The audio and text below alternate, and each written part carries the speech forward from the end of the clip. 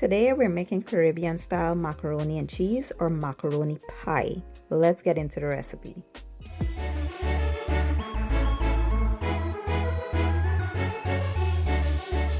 Alright, let's start by boiling our noodles. I added some salt to the water and you're going to boil this until it's al dente.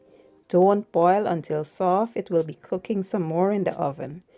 Here are the cheese I'll be using, but feel free to use any cheese of your choice. I'll be using extra sharp cheddar. I have some havarti cheese here, some smoked gouda, and some Monterey Jack. So I just wanted to show you guys something. I have my cheeses grated up, and for the topping, I have a little bit of the sharp cheddar and the Monterey Jack. That's all I will use for my topping, and I have my expensive cheese along with the extra sharp cheddar and the Monterey Jack in this bowl, because if you're on a budget like me, you don't want to use your expensive cheese as toppings. You want to use it in the actual mac and cheese, if you understand what I mean. So once the noodles are done boiling, I added it to the cheese, and I will add some butter as well. Just give everything a good mix. Make sure that is well combined, and then we'll come in with the rest of the ingredients. Back in Guyana, this is how we used to make our mac and cheese.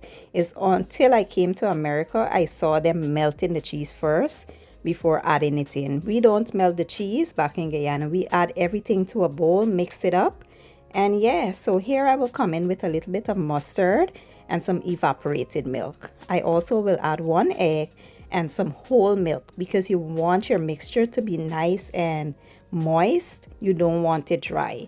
So give everything a real good toss there, and then we'll come in with some seasonings. I will add some all-purpose seasoning, black pepper, onion powder, garlic powder, and that's about it. Mix everything well to combine, and we will transfer this to our baking dish. It's super simple and easy. Once added to your baking dish, you want to just go over the top with that cheese that I showed you earlier. You will add it over, and that's it. We will place this in a 365-degree oven for about 40 to 45 minutes or so.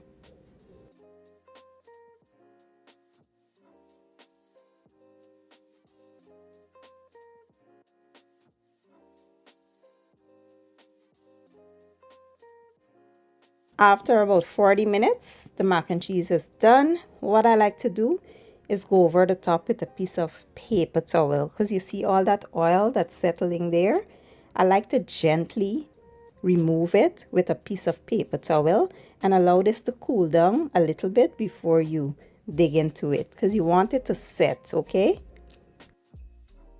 After about 15-20 minutes, I just went into it, and it was pure perfection on the inside, and it tasted absolutely amazing, and we did not do too much. It was simple, easy, and you guys will enjoy this on your holiday tables this Christmas time.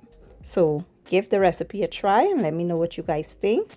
I will leave all my ingredients and measurements in the description or the caption, and I'll see you guys in my next one. Thank you for watching and enjoy.